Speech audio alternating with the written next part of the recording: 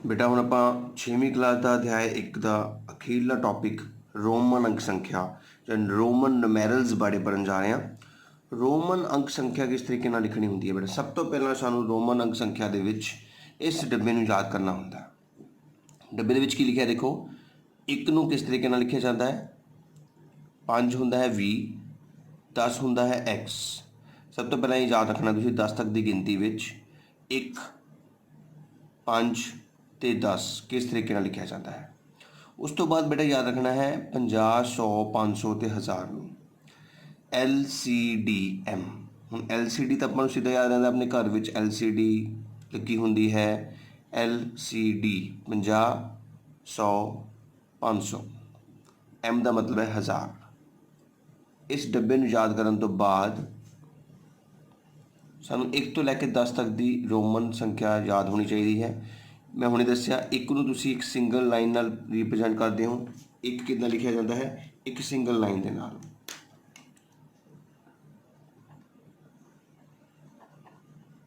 ਇੱਕ ਸਿੱਧੇ, ਠੀਕ ਹੈ ਨਾ। 2 ਦੇ ਵਿੱਚ ਕੀ ਹੋਇਆ? 2 ਲਾਈਨਾਂ ਲੱਗ ਜਾਣਗੀਆਂ।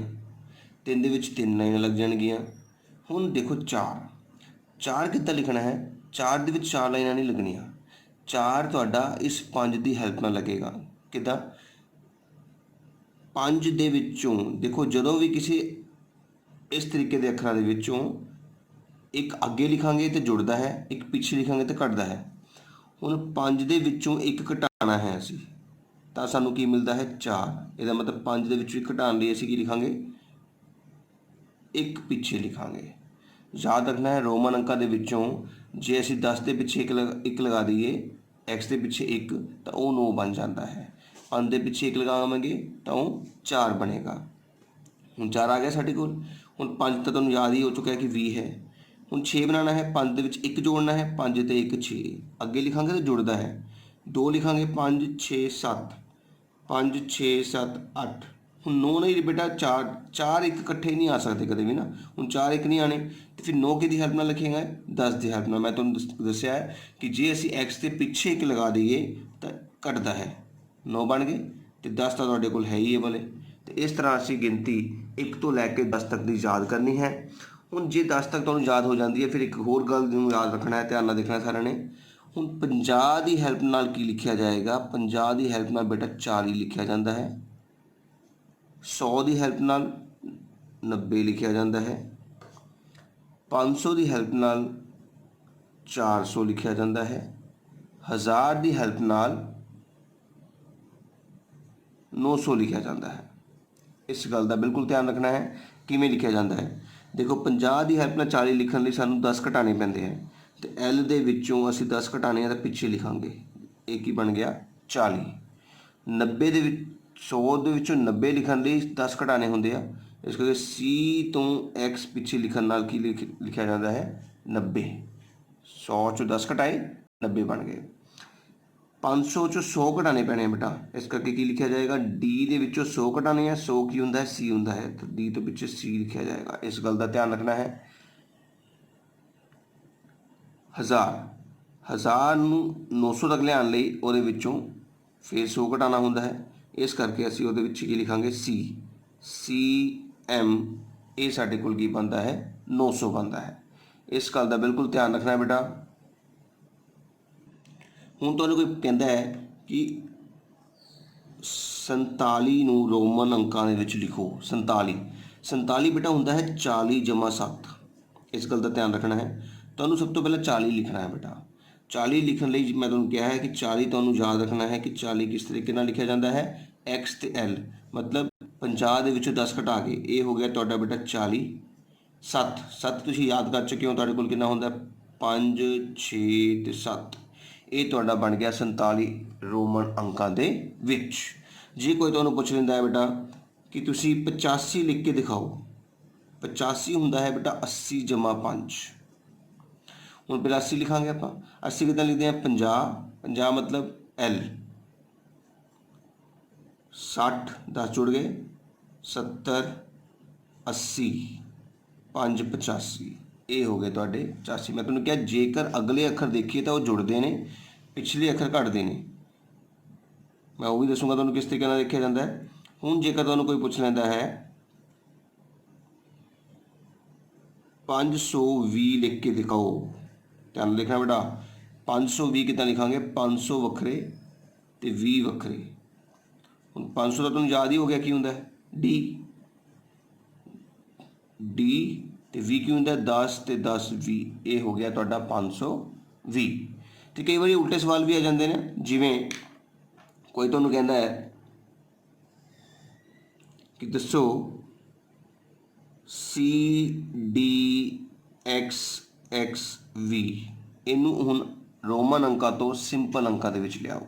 ਤੇ ਤੁਸੀਂ ਕੀ ਕਰਨਾ, ਧਿਆਨ ਨਾਲ ਦੇਖਣਾ ਹੈ ਬੇਟਾ। ਸਭ ਤੋਂ ਪਹਿਲਾਂ ਤੁਸੀਂ ਇਹਨਾਂ ਦੀ ਅਮਾਊਂਟ ਲਿਖਣੀ ਹੈ। ਸੀ ਕਿੰਨਾ ਹੁੰਦਾ ਬੇਟਾ 100 ਹੁੰਦਾ ਹੈ, ਡੀ ਕਿੰਨਾ ਹੁੰਦਾ ਹੈ 500 ਹੁੰਦਾ ਹੈ, ਐਕਸ ਹੁੰਦਾ ਹੈ 10, ਇਹ 10 ਤੇ ਇਹ 5। ਹੁਣ ਧਿਆਨ ਨਾਲ ਦੇਖਣਾ ਹੈ ਬੇਟਾ ਕਿ ਇਹ ਯਾਦ ਰੱਖਣਾ ਹੈ ਕਿ ਤੁਹਾਡੇ ਕੋਲ ਰੋਮਨ ਅੰਕਾਂ ਨੂੰ ਜਦੋਂ ਅੰਕਾਂ ਦੇ ਵਿੱਚ ਬਦਲਦੇ ਹਾਂ, ਆਪਾਂ ਆਪਣੇ ਭਾਰਤੀ ਅੰਕਾਂ ਵਿੱਚ ਬਦਲਦੇ ਹਾਂ, ਤਾਂ ਇਸ ਗੱਲ ਦਾ ਧਿਆਨ ਰੱਖਣਾ ਹੈ ਕਿ ਤੁਹਾਡੇ ਕੋਲ ਗਿਣਤੀ ਘਟਦੇ ਕ੍ਰਮ ਵਿੱਚ ਹੋਣੀ ਚਾਹੀਦੀ ਹੈ। ਦੇਖੋ ਆਹ ਸਾਰੀ ਗਿਣਤੀ ਘਟਦੇ ਕ੍ਰਮ 'ਚ ਹੈ, ਇਹ ਥੋੜਾ ਛੋਟਾ ਆ ਗਿਆ ਨਾ ਇੱਥੋਂ, ਤੇ 500 ਦੇ ਵਿੱਚੋਂ ਪਹਿਲਾਂ 100 ਘਟੇਗਾ ਬੇਟਾ, ਕਿੰਨਾ ਹੋ ਗਿਆ 400, ਇਹ ਬਣ ਗਿਆ 400 ਜਮਾ ਪਲੱਸ। ਦੇਖੋ ਇਹ ਸਮਝ ਲੱਗ ਗਿਆ ਤੁਹਾਨੂੰ ਕਿ 500 ਤੋਂ ਪਹਿਲਾਂ ਛੋਟੀ ਰਕਮ ਆ ਗਈ ਹੈ। ਕਦੇ ਵੀ ਤੁਹਾਡੇ ਕੋਲ ਛੋਟੀ ਤੋਂ ਬਾਅਦ ਵੱਡੀ ਆ ਜੇ ਤਾਂ ਪਹਿਲਾਂ ਉਹਨਾਂ ਦੋਨਾਂ ਨੂੰ ਘਟਾਉਣਾ ਹੁੰਦਾ ਹੈ, ਇਸ ਗੱਲ ਦਾ ਧਿਆਨ ਰੱਖਣਾ ਹੈ। 400 ਫਿਰ 10 ਤੇ 10 ਜੁੜਨਾ ਹੈ 20 ਤੇ 5 25, ਇਹ ਤੁਹਾਡੇ ਕੋਲ ਟੋਟਲ ਅਮਾਊਂਟ ਹੋ ਗਈ ਹੈ 425। ਆਈ ਸਮਝ ਦੇ ਵਿੱਚ। ਹੁਣ ਜੇਕਰ ਤੁਸੀਂ ਆਪਣੇ ਸਵਾਲ ਵਿੱਚ ਜਾਈਏ, ਆਪਣੀ ਬੁੱਕ ਦੇ ਵਿੱਚ ਸਾਨੂੰ ਸਭ ਤੋਂ ਪਹਿਲਾਂ ਲਿਖਿਆ ਗਿਆ ਹੈ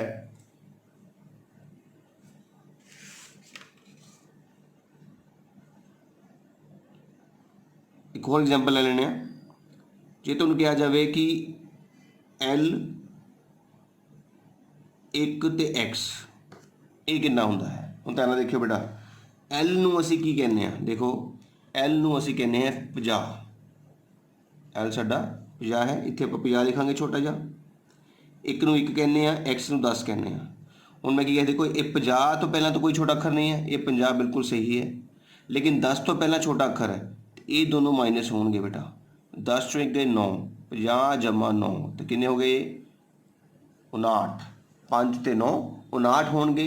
इस तरह असी रोमन अंकां तो अपने भारतीय अंकां दे विच भी आ सकते हाँ, तो अपने भारतीय अंकां दे विचों रोमन अंक तक जा सकते हैं। हुण तुसीं ध्यान नाल देखियो मैं की समझाउण लगा।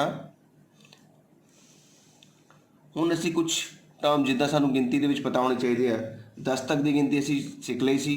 ਹੁਣ 10 ਤੋਂ ਬਾਅਦ ਜਦੋਂ 11 ਲਿਖਣਾ ਹੁੰਦਾ ਹੈ 11 12 13 ਤੇ ਫਿਰ ਉਹ ਇਸ ਕਿਸ ਤਰ੍ਹਾਂ ਲਿਖਾਂਗੇ, ਇਹ ਦੇਖੋ ਧਿਆਨ ਨਾਲ। ਜੇ 10 ਤੋਂ ਬਾਅਦ ਹੁਣ ਆਪਾਂ 11 ਲਿਖਣਾ ਹੈ ਤੇ 10 ਸ਼ੁਰੂ ਕਰ ਦੇਣਾ ਸੀ ਇੱਥੇ, ਦੇਖੋ 10, ਉਸ ਤੋਂ ਬਾਅਦ ਗਿਣਤੀ ਸ਼ੁਰੂ ਕਰ ਦੇਣੀ ਸੀ, ਕਿਉਂਕਿ ਸਾਨੂੰ 1 ਲਿਖਣਾ ਆ ਚੁੱਕਾ ਹੈ। 10 ਤੇ 1 11, 10 ਤੇ 2 12, 10 ਤੇ 3 13, 10 ਤੇ 4 ਤੋਂ ਮੈਂ ਦੱਸਿਆ ਇਸ ਤਰੀਕੇ ਨਾਲ ਲਿਖਿਆ ਜਾਂਦਾ ਹੈ। 10 ਤੇ 4 14, 10 ਤੇ 5 15, 10 ਤੇ 6 16, 10 ਤੇ 7 17, 10 ਤੇ 8 18, 10 ਤੇ 9 19 ਤੇ 10 ਤੇ 10 20। ਇਸ ਤਰੀਕੇ ਨਾਲ ਅਸੀਂ ਕਾਊਂਟਿੰਗ 100 ਤੱਕ ਲਿਖ ਸਕਦੇ ਹਾਂ। ਅਸੀਂ 20 ਤੱਕ ਲਿਖ ਲਈਏ ਤੁਹਾਡੇ ਸਾਹਮਣੇ, ਦੇਖੋ 1 ਤੋਂ ਲੈ ਕੇ 10 ਤੱਕ, 11 ਤੋਂ ਲੈ ਕੇ 20 ਤੱਕ। ਹੁਣ 20 ਤੋਂ ਜੇ ਸਟਾਰਟ ਕਰਨੀ ਹੈ ਤਾਂ ਫਿਰ ਕੀ ਲਿਖਾਂਗੇ।